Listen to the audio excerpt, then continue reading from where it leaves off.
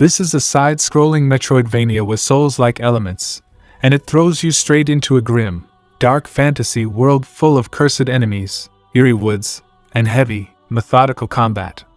If you've played Souls-likes or Metroidvanias before, you'll know the formula right away. But does Mandragora do enough to stand out? The first thing you'll notice is how moody and atmospheric everything feels.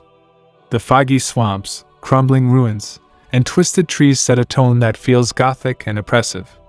It's definitely a world that pulls you in.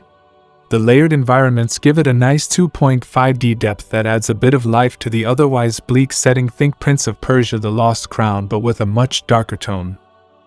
That said, the aesthetic might feel overly familiar if you've played other dark fantasy Souls-likes. It doesn't really try to push the visual boundaries in new directions. So if you're looking for something fresh like another Crab's Treasure, you might feel like Mandragora plays it too safe with its theme.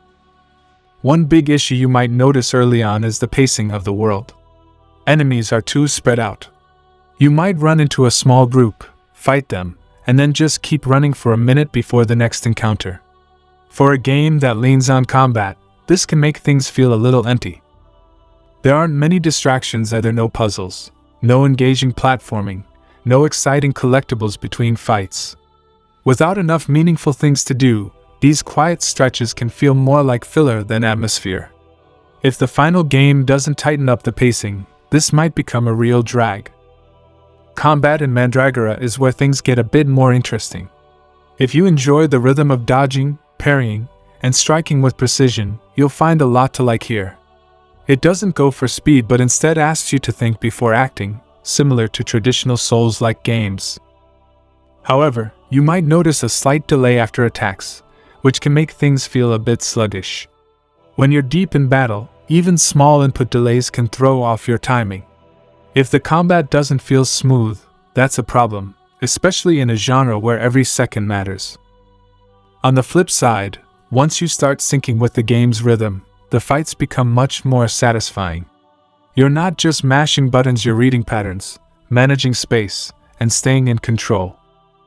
There are 6 starting classes in the game, and the preview version lets you try out 3: Vanguard, Spellbinder, and Nightshade. Each class offers a different feel. Vanguard is your typical heavy hitter, while Spellbinder leans into magic, and Nightshade is more roguelike. Out of the 3, the Spellbinder really stands out.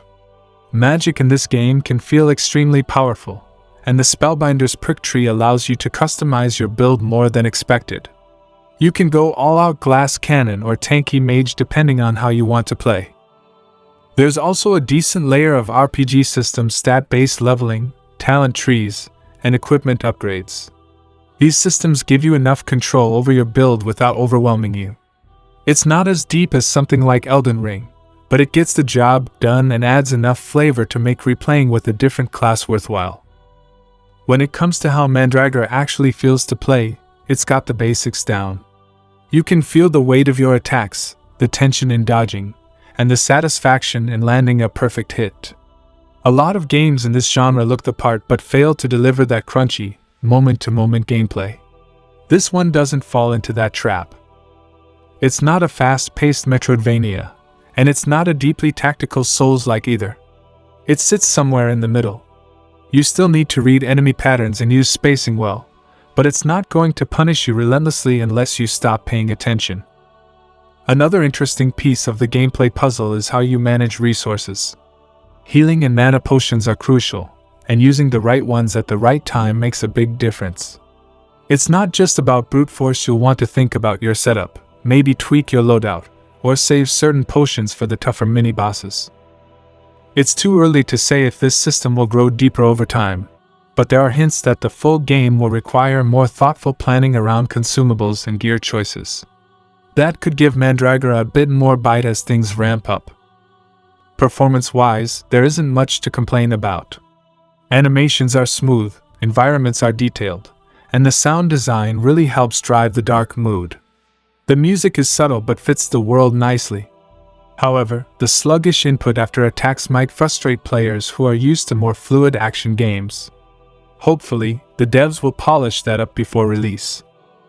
So, is Mandragora Whispers of the Witch Tree worth playing based on demo? If you enjoy Souls-like combat with methodical pacing and love the gloomy, gothic fantasy setting, this game is right up your alley. The RPG elements and class variety bring enough depth to keep things interesting, especially for multiple playthroughs. And while the combat might feel a little stiff at times, the core rhythm-based action works well once you get used to it. On the other hand, the enemy density and lack of meaningful exploration content might leave you feeling like there's too much walking and not enough doing. The world is beautiful and dark, but it needs more life and interaction to stay engaging. If you're a fan of this genre and don't mind the slower pace, you'll probably enjoy what Mandragora is offering. But if you're looking for something new or fast-paced, this one might not hit the mark. Thanks for watching. Don't forget to like and subscribe for more honest game reviews.